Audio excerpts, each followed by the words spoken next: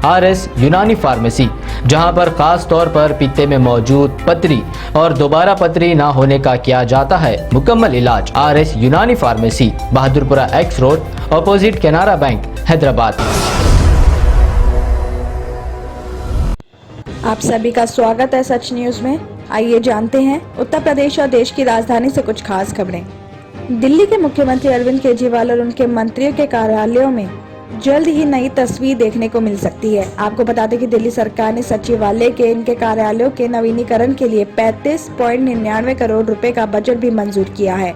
खबर मिली है कि नवीनीकरण का पूरा काम सरकार ने लोक निर्माण विभाग को सौंपा है, जिसके बाद विभाग की तरफ से आदेश भी जारी कर दिया गया है। आपको बता दें कि PWD के उप सचिव अनिल भोला ने जारी आदेश में कहा है कि दिल्ली सचिवालय में मुख्यमंत्री और मंत्रियों के कार्यालयों के नवीनीकरण के लिए 35,99,44,400 रुपए की अनुमानित लागत से कार्य करवाने के लिए प्रशासनिक अनुमोदन और व्यय की मंजूरी देने का निर्देश मिला और ये प्रस्ताव हाल ही में 24 फरवरी को मंजूरी के लिए पेश किया गया था। आपको बता दें कि इस समय में केजरीवाल और उनकी कैबिनेट के अलावा दूसरे नौकरशाह और अधिकारी दिल्ली सचिवालय के अपने कार्यालयों से काम करते हैं। तो इंदिरा गांधी इंडोर स्टेडियम के पास के दिल्ली सचिवालय को प्लेयर्स बिल्डिंग के रूप में भी जाना जाता है। आपको बता दें कि PWD के एक अधिकारी ने शनिवार को बताया कि प्रशासनिक स्वीकृति मिल गई है और व्यय राशि की भी मंजूर हो गई है और ऐसे में सचिवालय के कार्यालयों के नवीनीकरण का काम जल्द ही शुरू हो जाए।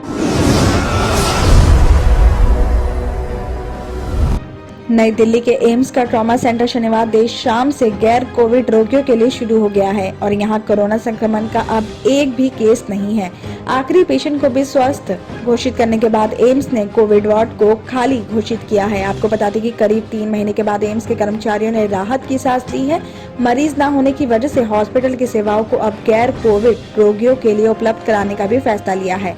ट्रॉमा सेंटर के प्रमुख डॉक्टर राजेश मल्होत्रा ने बताया कि बीते महीने एम्स के मुख्य परिसर ने ट्रॉमा सेवाओं को स्थानांतरित किया गया था। हालांकि अभी तक ट्रॉमा की आपातकालीन सेवाएं मुख्य परिसर से ही संचालित हो रही थी, लेकिन शनिवार से ये व्यवस्था पहले ही की तरह ट्रॉमा सेंटर में शुरू कर दिया गई है। आपको बता दें कि साल 2020 के बाद पहली बार दिल्ली एम्स का ट्रॉमा सेंटर गैर कोविड रोगियों के लिए पूरी तरह से संचालित किया जा रहा है, जिसका सबसे बड़ा फायदा सड़क दुर्घटना या दूसरे किसी घटना में घायलों को समय पर ट्रीटमेंट मिल पाएगा। साथ ही बताया जा रहा है कि 2 दिन बाद दिल्ली में कोरोना संक्रमण से एक पेशेंट की भी मौत हुई है। तो वहीं शनिवार को स्वास्थ्य विभाग ने भी बताया कि राजधानी के कुछ हॉस्पिटल में अभी भी संक्रमित रोगी उपचाराधीन हैं, जिनमें से कुछ की हालत नाजुक भी बनी हुई है और ऐसे में एक पेशेंट की तबीयत बिगड़ने की वजह से लोकनायक हॉस्पिटल में मौत दर्ज की गई है और इससे पहले बुधवार को भी राजधानी में 2 पेशेंट की मौत हुई थी। वहीं स्वास्थ्य विभाग ने भी बताया कि पिछले एक दिन में 161 लोग कोरोना संक्रमित मिले हैं, जबकि 228 पेशेंट्स को छुट्टी भी मिली है। तो वहीं दिल्ली में अभी भी 792 पेशेंट सक्रिय हैं, जिनमें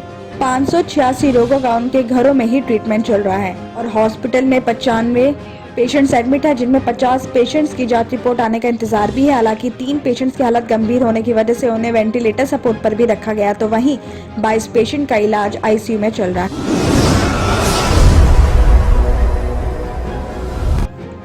गोकुलपुर गांव की झुग्गियों में शुक्रवार देर रात आग लगी तो चारों तरफ चीख पुकार मच गई और चिल्लाते हुए लोग इधर उधर भागने लगे। तो देर रात हुए हादसे के समय झुग्गियों में ज्यादातर लोग सोए हुए थे और अचानक हुए शोर शराबे से उनकी नींद खुली तो बाहर निकलकर देखा तो उनके होश उड़ गए। झुग्गियों में आग इतनी फैल गई थी कि महिलाओं ने जैसे तैसे सो रहे अपने बच्चों को उठाया और झुग्गियों के बीच बने संकरे रास्तों से वो अपने बच्चों को लेकर किसी तरह बाहर की तरफ निकली और इस बीच बाहर मौजूद लोगों ने झुग्गियों में मौजूद पानी डालकर आग पर काबू पाने का असफल कोशिश भी की, लेकिन देखते देखते आग इतनी ज्यादा बढ़ती चली गई। बताया जा रहा है कि लोगों को अपना सामान भी निकालने का समय नहीं मिला। वहां के लोगों का यह भी कहना था कि करीब 15 से 20 मिनट लोगों ने खुद ही आग पर काबू पाने की कोशिश भी की, लेकिन ज्यादातर झुग्गियों में रखे ज्वलनशील पदार्थ ने लोगों की मंशा को कामयाब नहीं होने दिया और आग हावी होती चली गई।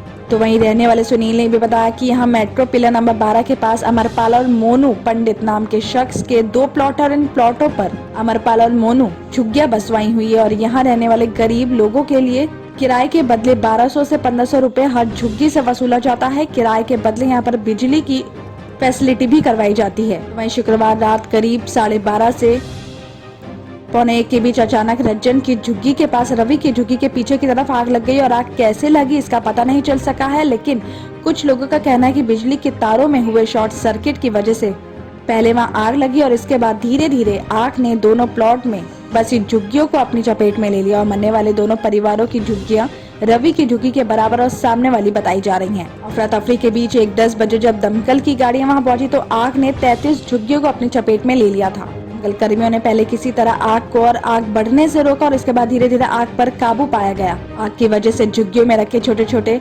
LPG सिलेंडर रह रहकर फट रहे थे और तड़के आग पर काबू पाने के बाद दमकल कर्मी अंदर गए तो उनको लगभग कोयला बन चुकी 7 लोगों की लाशें मिली। इस मामले में वहां के लोगों का यह भी कहना है कि आग में उनका सब कुछ जलकर खाक हो गया है और ना तो उनके पास पहनने के लिए कोई कपड़ा बचा और ना ही खाने को कुछ है। फिलहाल प्रशासन उनके खाने की व्यवस्था कर देगा, लेकिन आग उन लोगों का क्या होगा किसी को पता नहीं। जिन परिवारों की झुग्गियां आग की चपेट में आई है उनका रोते रोते बुरा हाल था।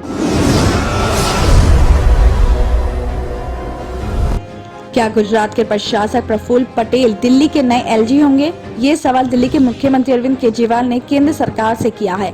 शनिवार को मुख्यमंत्री ने इस सवाल भरे ट्वीट ने नए LG को लेकर चली आ रही चर्चाओं को तेज कर दिया है। आपको बता दें कि जहां सोशल मीडिया पर अलग अलग तरह की प्रतिक्रियाएं मिल रही हैं, तो वहीं अधिकारियों में भी प्रफुल्ल पटेल के नाम को लेकर चर्चाएं हो रही हैं और ऐसे में अचानक से प्रफुल्ल पटेल का नाम सामने पर दिल्ली बनाम केंद्र की राजनीति फिर से गर्मा गई है। आपको बता दें कि इसकी एक वजह ये भी है कि प्रफुल्ल पटेल गुजरात सरकार में गृह मंत्री रह चुके हैं और इन्हें प्रधानमंत्री नरेंद्र मोदी का काफी करीबी माना जाता है और ये दिसंबर 2020 में ही लक्षद्वीप के प्रशासक बने थे और चर्चा यहाँ तक है कि केंद्र राजनीतिक पृष्ठभूमि के व्यक्ति को दिल्ली में लाना चाहती है।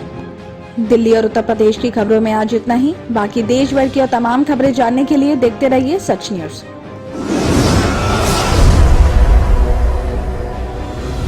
फातिमा शिराजी होममेड प्रोडक्ट इस्तेमाल करने से 1 मंथ में 10 kg तक आप अपना वजन कम कर सकते हैं। सबसे कम दाम में वेट लॉस का तरीका हमारे यहाँ मौजूद है, वो भी no side effect, no diet, no exercise के साथ। आज ही कांटेक्ट करें फातिमा शिराजी होममेड प्रोडक्ट से और अपने आप को खूबसूरत बनाएं। Fatima Shirazi homemade product, golden heads colony, pillar number 213, Rajendra Nagar, Hyderabad 8142877400।